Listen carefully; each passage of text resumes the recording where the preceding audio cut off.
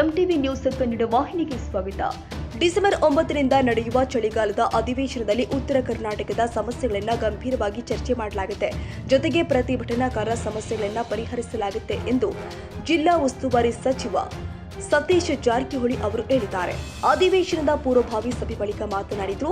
ಚಳಿಗಾಲದ ಅಧಿವೇಶನ ಡಿಸೆಂಬರ್ 9ರಿಂದ ನಡೀತಾ ಇರುವ ಹಿನ್ನೆಲೆ ಪೂರ್ವಭಾವಿ ಸಭೆ ಮಾಡಿದ್ದೇವೆ. ಈಗಾಗಲೇ ಡಿಸಿಯವರ ನೇತೃತ್ವದಲ್ಲಿ ಸಂಪೂರ್ಣವಾಗಿ ತಯಾರಿ ಆಗಿದೆ ಕೂಡ. ಏನೇ ಸಮಸ್ಯೆ ಇದ್ರೂ ಕೂಡ ಸರಿ ಮಾಡುವ ಪ್ರಯತ್ನ ಮಾಡ್ತೀವಿ. ಪ್ರತಿಭಟನೆ ಹತ್ತಿಕ್ಕಲು ಆಗುತ್ತಿಲ್ಲ. ಸರ್ಕಾರದ ಗಮನ ಸೆಳೆಯುತ್ತೇವೆ ಎಂದು ಪ್ರತಿಭಟನೆ ಮಾಡ್ತಾರೆ. ಸಮಸ್ಯೆಗಳಿಗೆ ಪರಿಹಾರ ಸಿಗಬೇಕು ಎಂಬುದು ಅವರ ಆಸೆ ಆಗಿದೆ. ಅವರನ್ನ ತಡೆಯಲು ಆಗುತ್ತಿಲ್ಲ. ಆದರೆ ಆಯಾ ಇಲಾಖೆಯನ್ನ ಭೇಟಿ ಮಾಡಿಸುವ ಕೆಲಸ ಆಗುತ್ತೆ ಎಂದಿದ್ದಾರೆ. ಅಧಿವೇಶನದ ಸಂದರ್ಭದಲ್ಲಿ ಪಂಚಮಸಾಲಿ ಸಮುದಾಯದಿಂದ ಟ್ರ್ಯಾಕ್ಟರ್ ಮೂಲಕ ಮುತ್ತಿಗೆ ಹಾಕುವ ವಿಚಾರವಾಗಿ ಮಾತನಾಡಿ ಎಲ್ಲ ಪ್ರತಿಭಟನೆ ರೀತಿಯಲ್ಲಿ ಅವರು ಮಾಡ್ತಾ ಇದ್ದಾರೆ. ಆಗ ಸಂಭವಿಸಿದ ಅಧಿಕಾರಿಗಳು ಅಥವಾ ಮುಖ್ಯಮಂತ್ರಿಗಳನ್ನ ಭೇಟಿ ಮಾಡುವ ಕೆಲಸವಾಗುತ್ತೆ ಎಂದು ತಿಳಿಸಿದ್ದಾರೆ. ಚಳಿಗಾಲ ಅಧಿವೇಶನ ಡಿಸೆಂಬರ್ 9ರಿಂದ ನಡೆಯುವಂಥದ್ದಕ್ಕೆ ಪೂರ್ವಭಾವಿ ಸಭೆ ಮಾಡಿದ್ವಿ. ತಯಾರಿ ನೋಡಬೇಕು. ನಮ್ಮದು ಜಿಲ್ಲಾ ಉಸ್ತುವಾರಿ ಸಚಿವರಾಗಿ ಏನೇನು ತಯಾರಿ ಆಗಿದೆ, ಏನಾರ ನಮ್ಮಿಂದ ಅಡಿಷನಲ್ ಹೆಲ್ಪ್ ಬೇಕಾದ್ರೆ ಮಾಡಲಿಕ್ಕೆ ಮಾಡಿದ್ವಿ. ಈಗಾಗಲೇ ಡಿ ಸಿ ಅವ್ರ ನೇತೃತ್ವದಲ್ಲಿ ಸಂಪೂರ್ಣ ತಯಾರಿ ಆಗಿದೆ.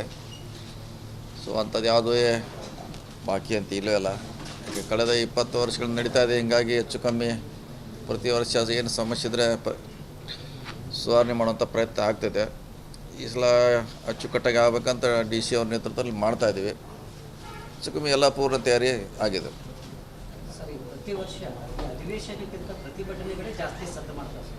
ಈ ಬಾರಿ ಏನಾದರೂ ಅದನ್ನು ತಗ್ಗಿಸಲಿಕ್ಕೆ ಅಂದರೆ ಪ್ರಾಥಮಿಕ ಹಂತದಲ್ಲಿರ್ತಕ್ಕಂಥ ಸಮಸ್ಯೆಯನ್ನು ಇಲ್ಲೇ ಬಗೆಹರಿಸಿ ಪ್ರತಿಭಟನೆಗೆ ಬಾರದಂತೆ ಆ ರೀತಿ ಏನಾದರೂ ಯೋಜನೆ ಇಲ್ಲ, ಅದನ್ನೇನು ಮಾಡಲಿಕ್ಕೆ. ಯಾಕಂದ್ರೆ ಅವರು ನಾವೇ ಕೊಡ್ತೀವಿ, ನಾವು ಸರ್ಕಾರ ಗಮನ ಸೆಳಿತೀವಿ ಅಂತ ಬರ್ತಾರಲ್ಲ. ಹಿಂಗಾಗಿ ನಾವೇನು ಮಾಡಲಿಕ್ಕೆ ಆಗೋಲ್ಲ.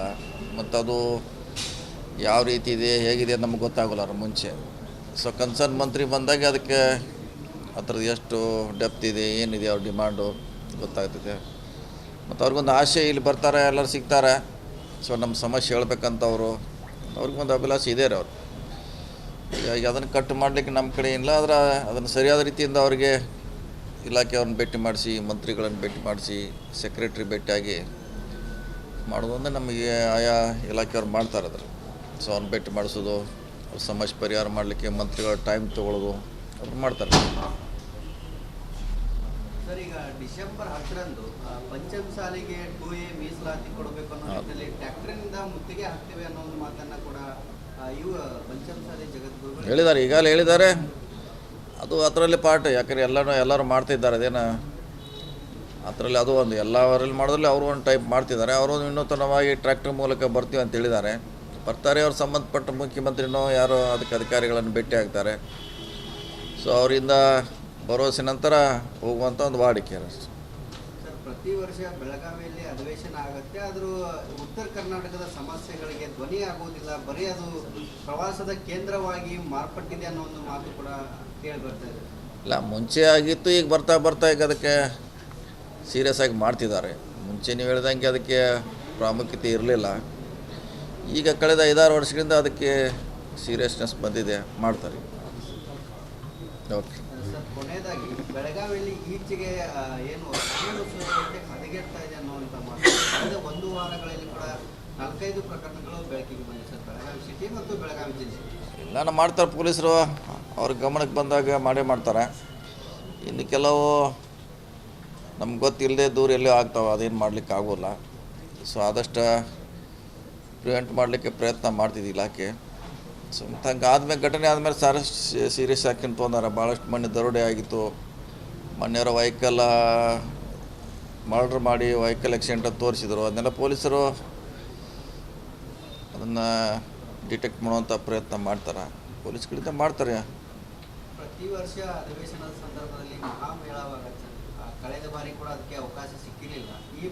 ಈ ಬಾರಿ ಮತ್ತೆ ಅನುಮತಿ ಕೊಡ್ತಾರೆ ಅಥವಾ ಅನುಮತಿ ಯಾವಾಗ ನಾವು ಕೊಟ್ಟಿಲ್ಲ. ಅವಾಗ ಕೊಟ್ಟಿಲ್ಲ. ಕಾಂಗ್ರೆಸ್ನವರಿಗೆ ಕರಾಳ ದಿನಾಚರಣೆಗೆ ಅನುಮತಿ ಕೊಡೋದಿಲ್ಲ ಅಂದರು. ಆದರೂ ಕೂಡ ಪೊಲೀಸ್ ಅವರ ಏನು ಭದ್ರತೆಯಲ್ಲಿ ಕೂಡ ಅವಕಾಶ ಕೊಟ್ಟರು ಮೆರವಣಿಗೆಗೆ. ಮೆರವಣಿಗೆ ಏನು ಮಾಡಿಲ್ಲ. ಒಂದು ಕಡೆ ಎಲ್ಲ ಕೂತು ಪ್ರತಿಭಟನೆ ಅವ್ರ ಭಾಷೆನ ಅವ್ರು ತಮ್ಮ ಸೀಮಿತವಾಗಿ ಮಾಡ್ತಾರೆ. ಆದರೂ ನಾವು ಪೊಲೀಸ್ ಅಂತ ಅವ್ರ ಮ್ಯಾಗೆ ಕೇಸ್ ಹಾಕಿದ್ದೀವಿ. ಹಾಕಿಲ್ಲ ಅಂತ ಏನಾದ್ರು ಹಾಕ್ತೀವಿ. ಸೊ ಆ ರೀತಿ ನೋಡೋಣ. ವಿನೂತನ ಪ್ರತಿಭಟನೆ ಮಾಡ್ತಾರೆ ನೀವು ಹೇಳ್ದಂಗೆ. ಏನೊಂದು ಶಾಶ್ವತ ಪರಿಹಾರ ಕಂಡಿಡ್ಲಿಕ್ಕೆ ಪ್ರಯತ್ನ ಮಾಡ್ತೀವಿ ಏನೋ ಒಂದು.